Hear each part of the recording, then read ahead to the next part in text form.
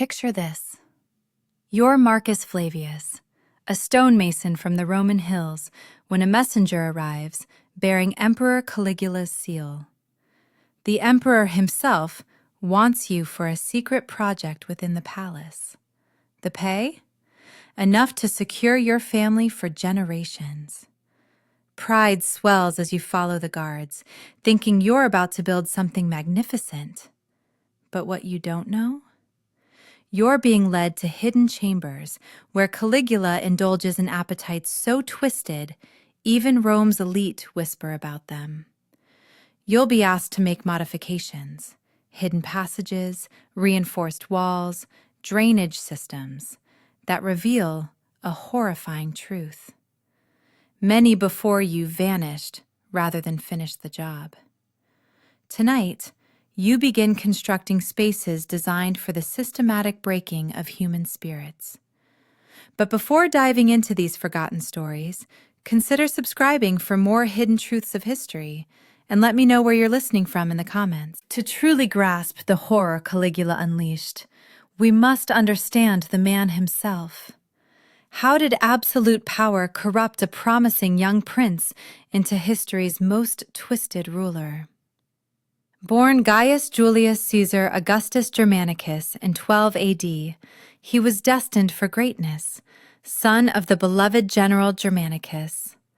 Romans nicknamed him Little Boot, after the miniature soldier boots he wore as a child. But tragedy struck early. His father died under mysterious circumstances, possibly poisoned by Emperor Tiberius. Caligula watched his mother and brothers suffer imprisonment and exile, learning brutal lessons about imperial power. When Tiberius adopted him as heir, Caligula had already developed the paranoid cunning that would serve his darkest impulses. For years he hid his true nature, secretly plotting revenge. But here's the thing. When Caligula ascended to the throne in 37 AD at just 24, Romans celebrated wildly. Their golden boy, son of a military hero, had come to restore glory. His first acts confirmed their hopes. Political exiles recalled, military bonuses paid, public entertainments funded. But almost immediately, those closest to him noticed disturbing changes. Ancient historians documented Caligula's descent into megalomania with terrifying precision. Within months, he demanded worship as a living god, statues erected in temples throughout the empire. He claimed direct communication with Jupiter and other deities, conversing with their statues in full view of hierarchical courtiers. However, it was his treatment of those around him that truly revealed his twisted psychology. The palace, where Marcus would soon work, became a maze of terror hidden behind marble and silk. Caligula began transforming sections into specialized chambers, designed to satisfy appetites that grew more disturbing each month.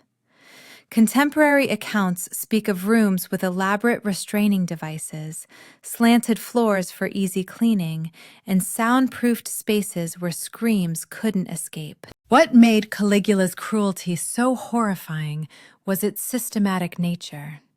Not random violence, but carefully planned psychological and physical torture designed to break human beings completely. He developed a methodology for destroying personality and rebuilding victims as extensions of his will. He particularly targeted the children of Rome's elite, understanding that terrorizing the aristocracy's offspring was the most effective way to maintain control. Marcus received his first glimpse of this hidden world when the palace administrator handed him architectural plans unlike any he'd seen.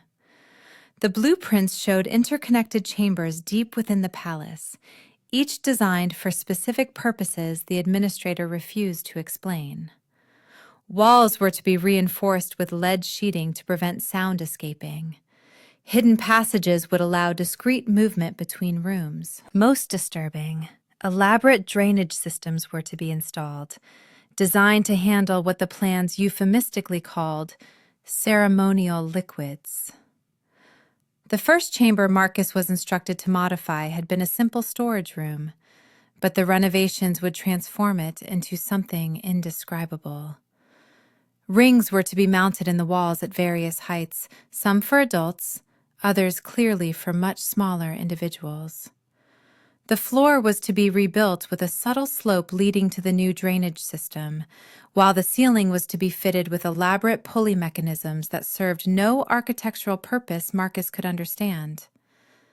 As work progressed, Marcus noticed other disturbing details. The chambers were being fitted with mirrors positioned at specific angles, creating a disorienting effect that would make occupants feel constantly observed. Ventilation systems were designed to allow airflow but prevent sound from escaping, while lighting fixtures were positioned to create dramatic shadows that would enhance the psychological impact. The most chilling aspect was how normal it all seemed on the surface. Palace officials supervised the work with the same professional demeanor they might bring to any imperial project.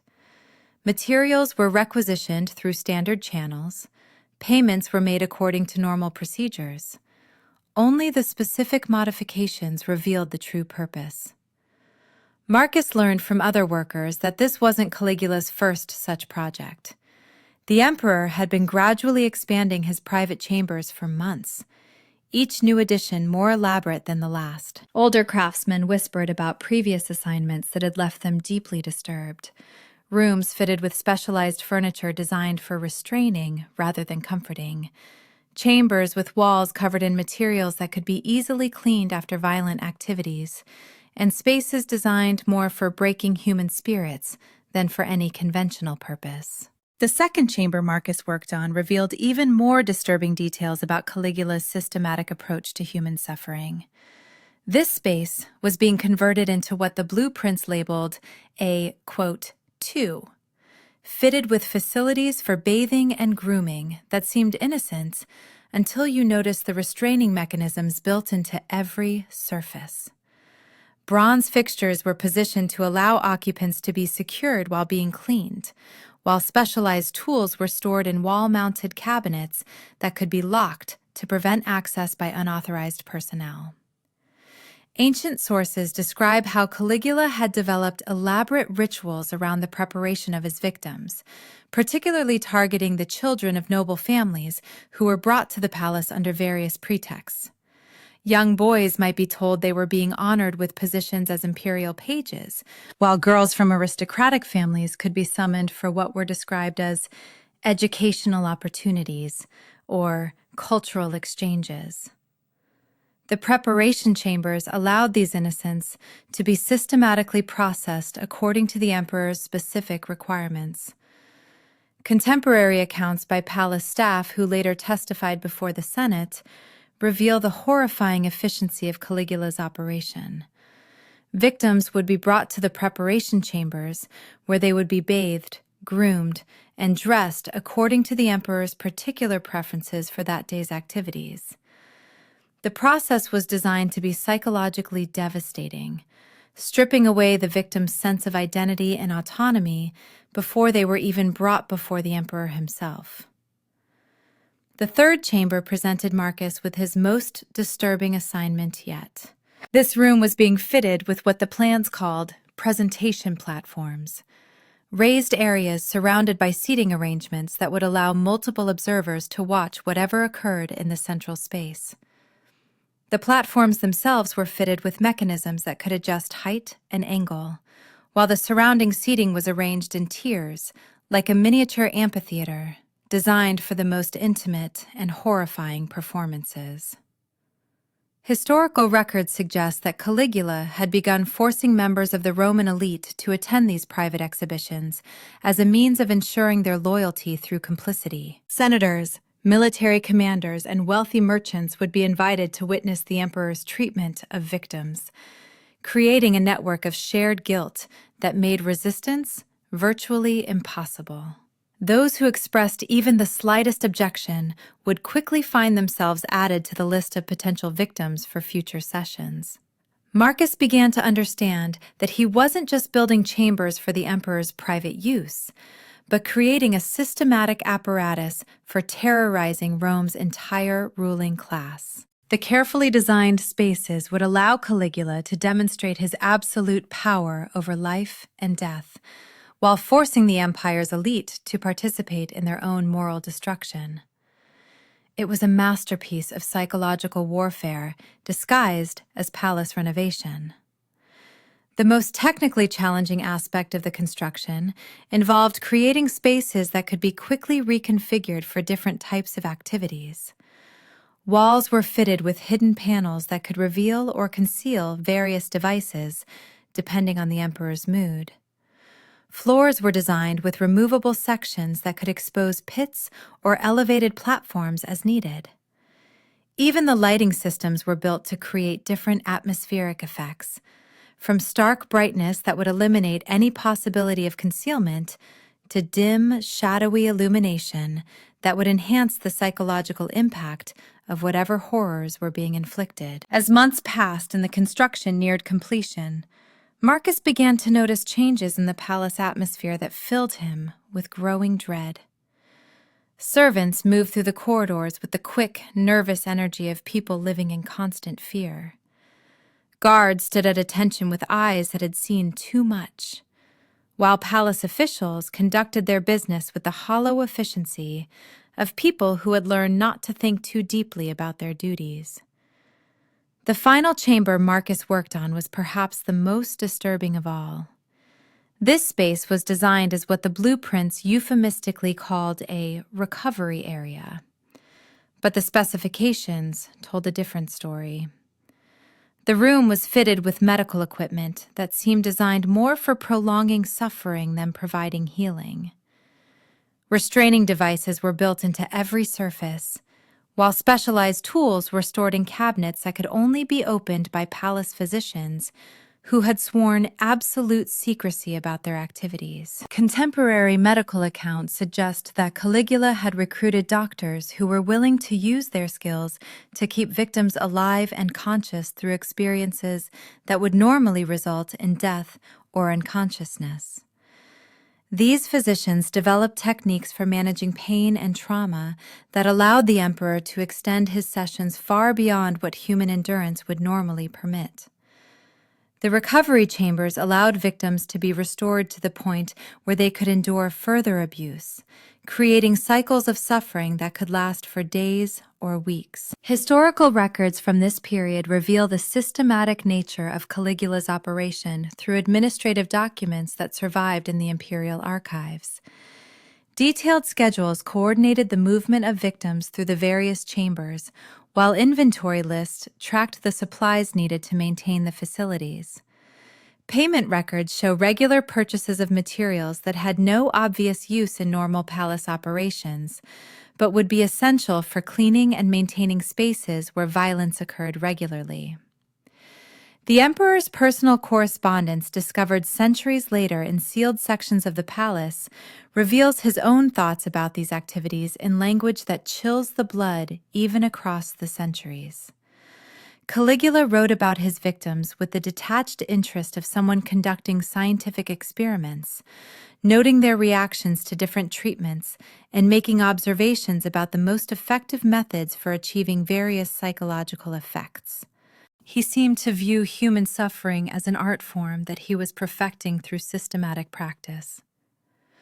Perhaps most disturbing were the records Caligula kept of his victims' families, documenting their reactions to their children's disappearances and the various cover stories used to explain extended absences from home. The emperor seemed to take particular pleasure in the anguish of parents who suspected the truth, but were powerless to act against the supreme authority of the empire. Some families were even invited to palace events where they might glimpse their transformed children serving in various capacities, creating additional layers of psychological torture for everyone involved. Marcus finished the final chamber, a cold dread settling in his stomach. He had built a monument to horror.